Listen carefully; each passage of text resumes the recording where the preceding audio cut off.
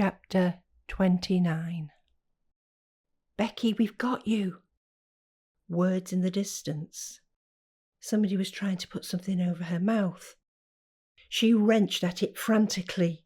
No, no, please. He was back and he was trying to kill her again. She could smell something metallic. She could taste it in her mouth. Now movement. Someone was carrying her. No, she was floating. Sleep. More voices. Pain in her arm that she tried to hit out at. He was back, sticking a knife into her. No, she had dreamt that bit, surely. She was moving again. She felt sick. She was sick. Something else pushed into her mouth. Becky fought for a moment, then wondered why she was bothering. He was going to kill her anyway. Why struggle any more? It was just too much, and she was tired. Sleep, death, there wasn't much difference really. Hello, sleepyhead. Becky opened her eyes a little, scared of what she might see. Her vision was blurred and there was white light, too much white light. Somebody brushed against her hand. Fear coursed through her as she flinched and tried to scream. Becky, it's all right. It's me, Elliot. You're safe. You're in hospital. She opened her eyes as wide as she could.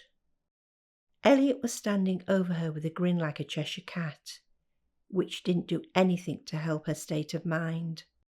Where is he? Don't let him in.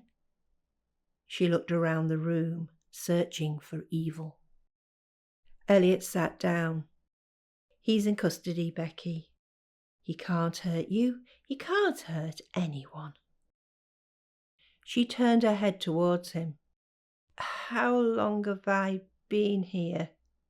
What happened? How's Richard? Her voice was strange. She didn't sound like her. You've been here 24 hours. They had to sedate you. You were fighting them all the way. How do you feel? Everything hurts, she admitted. How's Richard? Elliot took her hand. I'm so glad you're all right, Becky. I was going out of my mind. He's dead, isn't he? Elliot didn't answer, but she could see from his face she was right. Wen sat in her office, lost in thought, wondering if she could have done something different, secured a better outcome. The chief inspector had come down with a bottle of whiskey after she had charged Damien Anderson, a.k.a. Dante Black, with 3 counts of murder, 1 of attempted murder, and 4 counts of false imprisonment. Are you okay? He asked, as he poured a drink into 2 coffee mugs. She didn't condone drinking at work normally. Wen nodded, and he passed her mug back to her. You did a great job, Wen. The whole team did. Not good enough to save Richard, though. She looked down at the drink, then took a mouthful. It burned the back of her throat, but she was glad it hurt. She wanted to feel something, anything. He admitted to everything? Charles Manning asked. Yep, put his hands up to it all. He's proud of what he's done. Wen closed her eyes as pain ricocheted around her brain. What about Martin Grimes? What was his part in it all? Wen's boss finished his drink and poured himself a second. More? He asked, but Wen shook her head. Martin was muscle.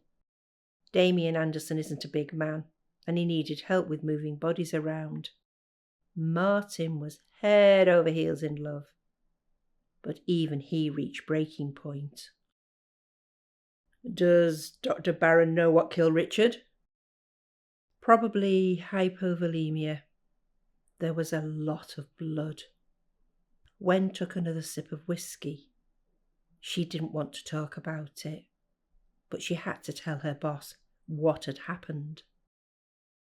Any idea how he got Richard down there? He told us that he rang Richard, claiming he'd seen a woman being manhandled in the car park at the back of the coffee shop, and said he thought it looked like Becky. So Richard, being Richard, went off to play the hero instead of calling it in. Damien knocked him over the head. There was evidence of blunt force trauma. Wen drank a little more whiskey. How was Pauline? She was relieved she hadn't had to do that visit. Oh, in a bad way. Her mum came round and I've left the family liaison officer with them. They were waiting for the doctor when I left. Right. I'll visit tomorrow and pay my respects. And Becky? Charles looked at Wen very seriously. We got there just in time. He'd got a plastic bag over her head. Becky had passed out and needed CPR to get her breathing. Wen paused, thinking about it. I haven't interviewed Becky yet. She had to be sedated. Her ex is with her, and her mum's on her way from London. Was it him in her house? Yes, it was. It seems David Lowry was being blackmailed by some lowlife who had photos of him and he didn't want them posting on the internet. So Lowry got keys copied for him and he burgled the houses as the opportunity presented itself. Damien was the go-between, got the keys cut for Lowry for a fee. And he kept a copy of Becky's. He kept copies of all of them. I suspect he'd been in a few houses, finding out about who lived there and what their lives were like, looking for victims. Wen closed her eyes again, but all she could see was Richard's lifeless body hanging from the post he had been chained to. She opened them and shook her head, trying to get rid of the image that had burnt itself onto her retinas. Get yourself home, Wen. I don't suppose you'll sleep, but try and get some rest. Thank you, sir. Wen pulled into her drive. Another car was there, but she had no idea who it belonged to. How it had got past Aaron, the guardian of the house, was even more of a mystery. Surely it wasn't the press. As she approached the front door, it swung open. Jeff was standing there, hands deep in his trouser pockets, looking at her with his head to one side. She went up to him. How did you know? I called him, said Aaron from behind Jeff.